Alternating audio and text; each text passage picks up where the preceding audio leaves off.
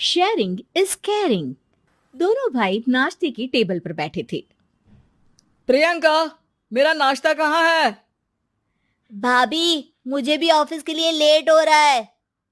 इस पर प्रियंका किचन में से दोनों के नाश्ते की प्लेट्स लेकर बाहर आती है। लो भाई, आप दोनों का नाश्ता। किसी को भी 1 मिनट का सब्र नहीं है। ये प्रियंका का ससुराल है, जहाँ कोई औरत ना होने की वजह से शादी वाले दिन से ही घर के साथ दोनों भाइयों की जिम्मेदारियां प्रियंका संभाल लेती है। दोनों भाई शांति से नाश्ता कर रहे होते हैं कि अंकुश अपने भाई की प्लेट से पराठे का एक टुकड़ा उठा लेता है। आपको पता है ना, मैं खाना शेयर नहीं करता, फिर भी मेरे प्लेट में से खाना जरूरी है क्या? अरे हद हो गई है, मुझे नहीं खाना अब। अंकुर गुस्से में नाश्ता छोड़कर टेबल से उठ खड़ा होता है। अरे, ये कैसा बिहेवियर है अंकुर? एक टुकड़ा ही तो है। एक हो या आधा, मुझे भूख लगी है तो ये सिर्फ मेरा ही है।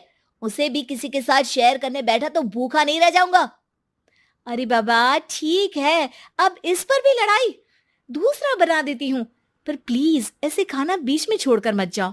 इससे अन्न का अपमान होता है। ओ प्लीज भाभी, ऐसी कोई चीज होती ही नहीं है।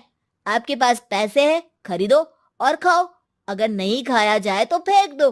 अरे दुनिया में सब यही करते हैं। अंकुर बैग उठाकर ऑफिस के लिए चला जाता है, जिसके पीछे उसका बड़ा भाई मायूस सा घर में खड़ा रह जाता है। जिसने बचपन से सोने की चम्मच में खाया हो, उसे दुनिया के बारे में क्या पता होगा।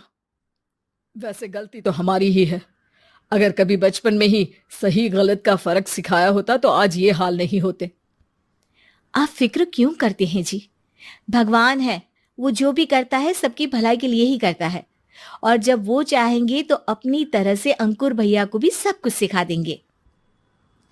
पत्नी की बात पर विश्वास कर अंकुश भी ऑफिस चला जाता है। सुबह से दोपहर होती है और अंकुर लंच करने ऑफिस के पास वाले रेस्टोरेंट में पहुंचता है, जहां वो एक साथ बहुत सारा खाना ऑर्डर कर देता है। सर, क्या कोई आपको ज्वाइन करने वाला है? नहीं तो क्यों? अब कुछ नहीं सर, ऐसे ही। वेटर चला जाता है और कुछ देर में अंकुर का ऑर्डर लेकर वापस आता है, जिस पर अंकुर सब डिशेस में से थोड़ा थोड़ा खाकर बाकी ऐसे ही छोड़कर बिल देकर चला जाता है। वाह भगवान, तेरी माया। कहीं कोई एक एक टुकड़े के लिए तरसता रहता है और ये 5 लोगों का खाना ऑर्डर करके एक का भी पूरा नहीं खाते। पैसे वालों की माया। वेटर टेबल साफ कर बचा हुआ सारा खाना लेकर रेस्टोरेंट के पीछे घूम रहे बच्चों के पास पहुंच जाता है, जिसे देख बच्चों के चेहरे खिल उठते हैं। वाह, आज इतना सारा खाना आया। थैंक यू भैया, भगवान आपको खाने की फैक्ट्री बना दे। अगर ये फैक्ट्री मेरी होती तो तुम लोगों को कभी किसी का झूठा बचा हुआ खाना नहीं खाना पड़ता। चलो तुम लोग खाओ, पर ध्यान रखो किसी को पता ना चले, नहीं तो मेरी नौकरी चली जाएगी। इसी के साथ दिन बीतता है और रात को दोनों भाई एक साथ घर पहुंचते हैं।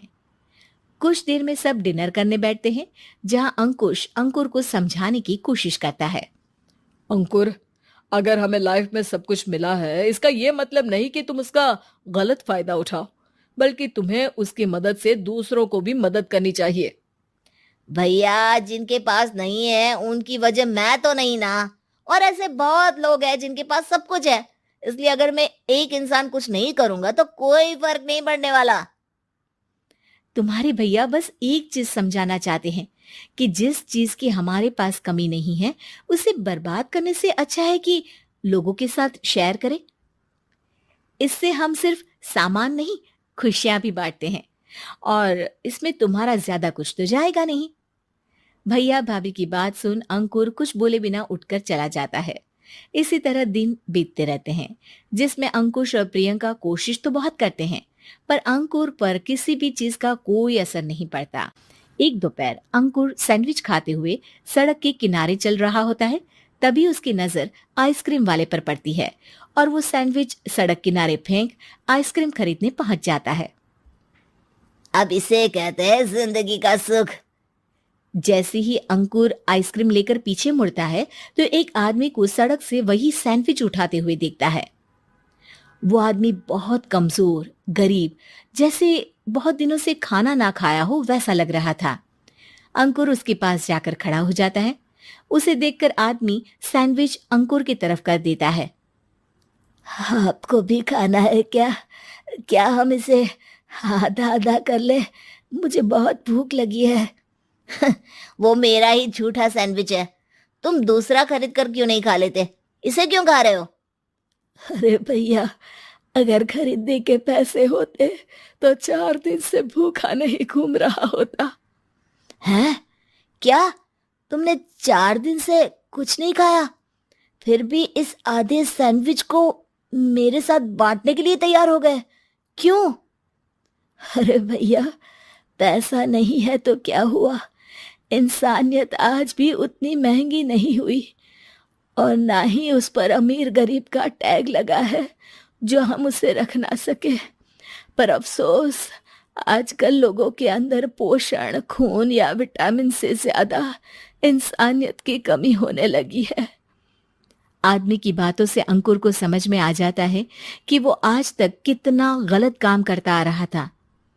इसके बाद से वो अपनी किसी के साथ शेयर नहीं करने और खाने को बर्बाद करने वाली आदत को छोड़ देता है।